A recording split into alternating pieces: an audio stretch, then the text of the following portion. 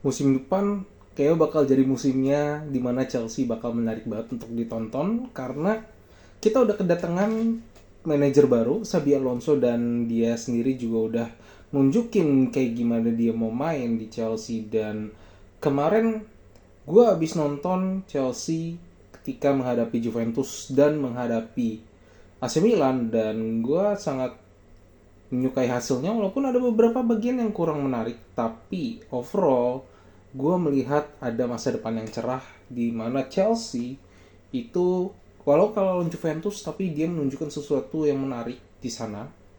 Dan ketika lawan AC Milan dia menang, dan menangnya juga 3-0, menang meyakinkan. So kita bakal bedah bagaimana Chelsea di bawah Xabi Alonso ini, terutama dengan dua pertandingan walaupun nggak bisa dijadiin patokan utama, tapi ini bisa dijadiin sampel untuk kita bisa ngelihat bagaimana Chelsea musim depan.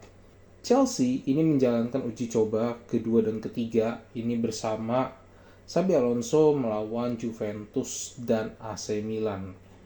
Gue hitung ini sebagai percobaan yang besar ya, karena yang pertama ada Tottenham dan itu juga kita udah kalah 1-2.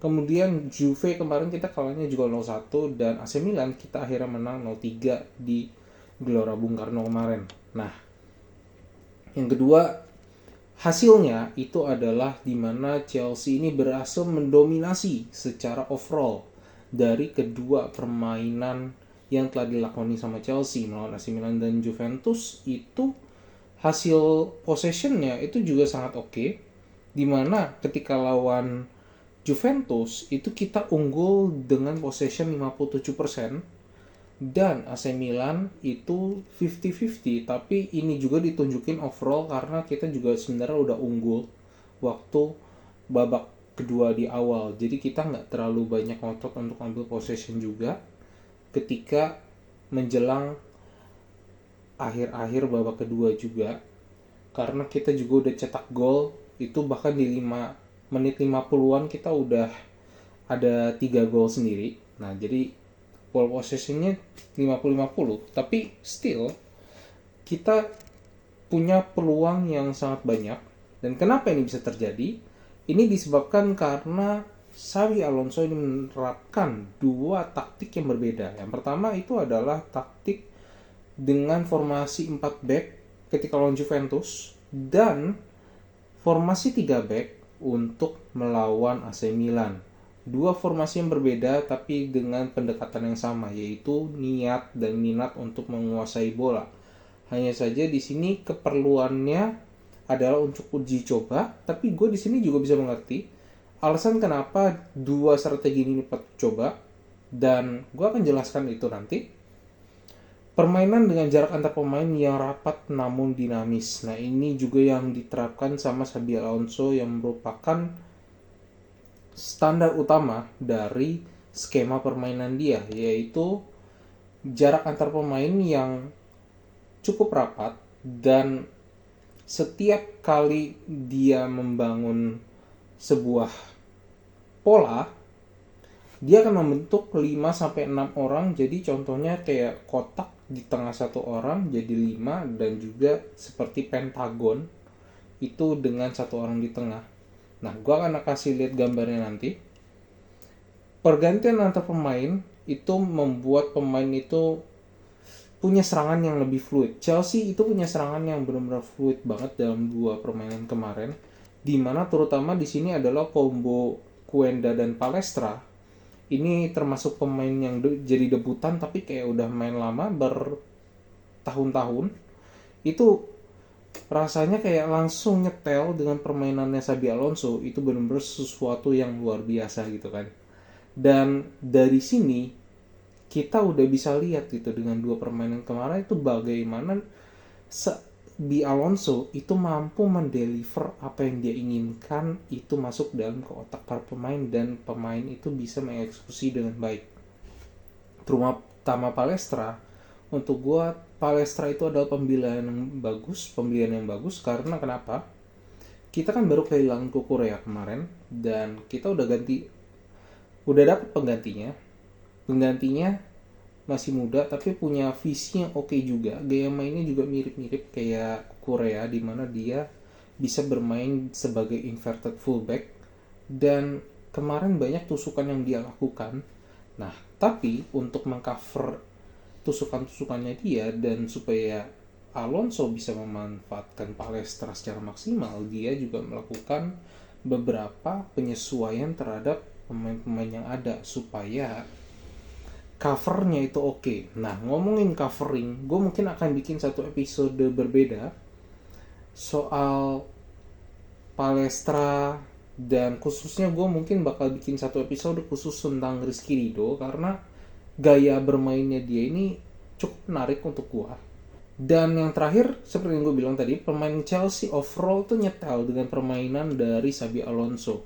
Mereka klop dengan apa yang diinginkan sama Xabi Alonso, dan Xabi Alonso sendiri harus diakui dengan mereka mengerti secara mudah permainan yang diinginkan Xabi Alonso. Ini artinya Xabi Alonso sendiri juga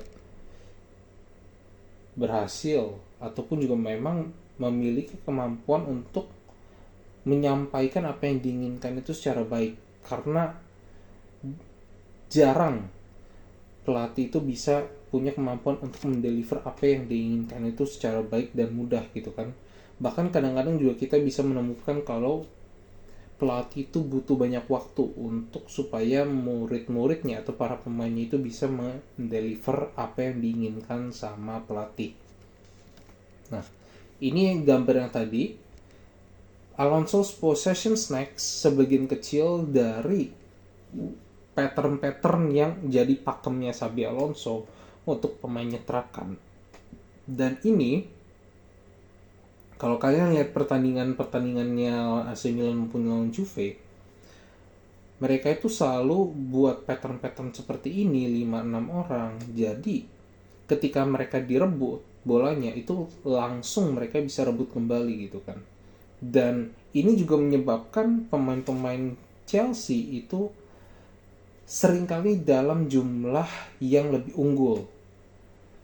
Ditambah juga dengan mobilitas dari Palestra dan Kuenda kemarin, itu menyebabkan fluiditas dari formasi ini tuh tetap ada dimanapun dan kapanpun dibutuhkan gitu. Sehingga ketika bola bergerak ke tempat yang berbeda, kalian bakal selalu menemukan mereka membentuk sebuah pattern-pattern yang seperti ini, minimal 4 orang lah seperti itu. Dan kemudian kita komparasi dari ball possession, itu tadi udah 57-50, dan sudah gue jelaskan juga kenapa. Terutama lawan Juve itu kita kalah, jadi ya otomatis kita juga harus lebih menekan, lebih banyak menyerang. Nah, di sini ada satu hal yang menarik, cuman kalau misalnya kalian lihat dari statistiknya Juve,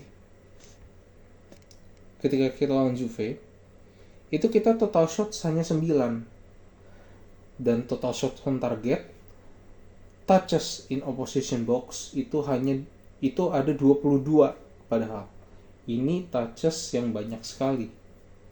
Tapi big chances hanya 1, dan big chance miss itu hanya 1. Kita bakal jelasin tuh nanti, tapi kalian udah dapat gambaran ya kan? Kalian udah dapat gambaran. Sementara di AC Milan itu ada total shot 18, shots on target 8, touches in opposition box-nya ada 27, big chances-nya 7. Nah, kemudian kita beralih ke accurate passes. Di lawan Juve Chelsea passingnya 486, itu 87% akurasi sukses. Jadi kira-kira ada 500-an passes. Kemudian juga ketika lawan AC Milan itu sekitar mungkin 450-an, karena akurasi passingnya di sini 434, 90%. Nah, artinya apa? Chelsea itu memang sangat mendominasi, tapi khususnya di lawan Juve, itu tidak efisien ketika sudah sampai ke sepertiga akhir dari lapangan, which is areanya dari Juventus. Shot on target hanya 4, total shot itu ada 9. Berbarengan dengan total shot dari Juventus yang cenderung bermain direct. Nah, ini yang harus dibenahin sama Xabi Alonso, di mana efektivitas dan efisiensi serangan itu sama pentingnya dengan jumlah ball possession. Kalau Bang Hanif sempat nyebutnya ini di Italian way gitu kan, gak banyak ball possession tapi memang mainnya efisien banget sehingga setiap kali nyerang itu langsung ke sebisa mungkin kena tujuan, seperti itu. Walaupun memang golnya itu dari luar kotak penalti ya, nah tapi tetap aja goal is a goal. Kita pun juga golnya Chelsea itu lewat set piece. Nah, kebetulan set piece kita pelatihnya itu baru dan dia udah langsung nunjukin hasilnya di sini dengan 1 gol Joao Pedro dan 1 gol dari Moises Caicedo. Yang dari set piece 1 lagi itu adalah gol dari crossing dan itu adalah strategi yang sangat smart. Nah, jadi kita melihat ada kelebihan dan kekurangan dari permainan Xabi Alonso. Kita mulai dari kelebihannya. Dan dari dua ini, gue nggak mau panjang lebar ngomongin soal pertandingan. Intinya aja langsung, jadi kita di sini ngelihat pros and cons dari hasil Chelsea. Hal yang baiknya itu adalah mayoritas pemain-pemain itu pada perform. Contohnya seperti Joao Pedro dan Caicedo di sini yang bisa dibilang key performer dari pemain Chelsea dan mereka deliver, terutama Caicedo. Nah, kemudian Palestra, Quenda ini pemain debut yang kombonya itu curi perhatian, khususnya ketika lawan Juventus. Ini kombo mereka itu benar-benar fluid gitu kan. Kemudian Lavia lawan AC Milan ini menarik banget karena dia akhirnya main 90 menit. Dia sampai sujud syukur. Dan tambahan Lavia ini penting banget untuk Chelsea itu punya kedalaman squad dan juga Lavia punya karakter sebagai destroyer. Nah, ini penting banget untuk khususnya kalau Chelsea mau main 3 back. Nah, kalau mau main 4 back juga bisa. Nah, saingannya itu adalah Enzo. Enzo di 3 back justru gue agak bertanya-tanya nih, apakah dia cocok dengan skema 3 back? Kalau misalnya Xabi Alonso mau masukin Enzo di skema 3 back, artinya Caicedo yang akan digeser sebagai gelandang destroyer. Sementara Enzo dia akan lebih banyak maju ke depan karena dia punya konversi gol itu yang kuat dan ini adalah kelebihan dia. Nah, tapi ada kemungkinan lebih besar kalau dia lebih dimainin sebagai AM kalau main 3 back. Kalau misal main 4 back bisa jadi dia masih segandeng sama Caicedo. Nah, jadi cukup menarik nih Enzo bakal diapain sama Xabi Alonso. Karena satu hal yang pasti,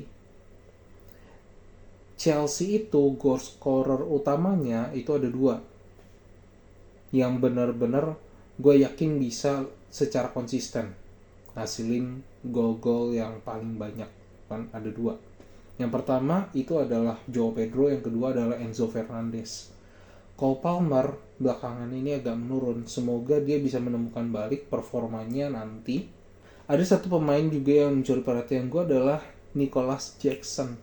Nicholas Jackson akhirnya dia kembali dan apa yang gue lihat dia bermain walaupun substitusi tapi dia sangat amazing gitu dalam permainannya walaupun nggak perfect karena finishingnya. Tapi dia bisa menghadirkan sesuatu yang Chelsea butuhkan selama ini, yaitu adalah kreativitas di lini depan. Dan Nicholas Jackson bisa menghadirkan itu, walaupun mungkin kombinasinya dengan Joao Pedro harus lebih dimaksimalin. Nah, tapi dengan adanya Jackson, gue bisa ngelihat Chelsea itu punya banyak opportunity untuk bisa cetak gol dan bisa lebih kreatif ketika berurusan di lini depan. Nah, yang kedua, ini yang bagus banget, yaitu adalah cover dan positioning jelas, seperti yang gue udah bilang sebelumnya. Contohnya di sini adalah waktu Palestra overlap, Quenda dia jaga di belakang, karena ini banyak banget pergantian-pergantian pemain yang benar-benar bisa merusak ritme permainan lawan. Terutama dari segi Palestra, karena Palestra ini very mobile. Ketika Palestra overlap, Quenda jaga di belakang. Kemudian Palestra masuk ke half space, itu Kuenda lebih melebar. Kuenda Palestra maju bareng-bareng. Caicedo mundur sejajar sama back. Kemudian kalau Caicedo agak maju, Jorel Hato yang agak mundur. Jadi dinamis banget untuk permainan dari Xabi Alonso. Nah, tapi sisi kurangnya itu adalah seperti yang gue bilang tadi, tidak efisien di sepertiga akhir. Gue udah jelaskan tadi. Nah, kemudian 2 gol Chelsea lewat set piece sudah gue jelaskan juga, sehingga kreativitas untuk cetak gol di open play itu masih harus ditingkatkan lagi. Kemudian mesin gol Chelsea itu masih sangat bergantung pada Joao Pedro dan Enzo Fernandez seperti yang gue udah bilang tadi. Dan ini yang terakhir itu adalah setiap skema itu ada plus minusnya. Chelsea bermain dengan 4-2-3-1, mereka sangat dominan tapi sangat rapuh juga di belakang. Ini kelihatan banget ketika mereka diserang sama Juventus. Sekali dapat serangan itu rata-rata berbahaya semua. Beruntung Juventus gak efisien dalam sepertiga akhir juga, jadi gak begitu kelihatan. Tapi kemarin udah sangat kalau ketemu yang lebih tajam lagi, itu Chelsea bakal kebobolan banyak. Di sisi lain 3-4-3 ini bikin Chelsea itu defense-nya lebih terjaga. Tapi jarak yang harus di cover setiap pemain itu lebih jauh gitu daripada ketika main 4-2-3-1. Itu pemain itu lebih deket-deket gitu untuk mengcover lebih gampang. Sementara 3-4-3 itu distance-nya, jarak yang harus di cover sama pemain itu jadi lebih banyak. Sehingga jangan kaget kalau misalnya kok kayak kesana permainan dari Chelsea ini kayak slow gitu kalau ketika main 3-4-3. Ya karena itu distance yang harus dijaga itu lebih lebar daripada main 4 back. Dan ini juga kelihatan ketika mungkin kalau kita ngeliat timnasnya era Sintayong, mungkin kayak kesana kok walaupun kita kelihatannya udah mainnya tiki-taka tapi speednya cuma segitu-gitu aja. Nah karena ini yang jadi PR-nya Alonso gitu kan. Mana nih yang mau dipasin gitu untuk Chelsea di musim depan? Apakah Chelsea mau main 4 back atau mau main 3 back? Banyak banget pertimbangannya. Ditambah nanti kita bakal kedapatan back baru, Lacroix jujur gue agak kurang yakin. Karena kalau kita ngelihat dia di Prancis juga, performance-nya dia juga seperti itu. Tapi gue harap Alonso bisa improve permainannya dia jadi lebih bagus. Karena kita butuh banget center back yang solid. Seenggaknya supaya even kita main 4 back pun masih masuk gitu dari defense-nya.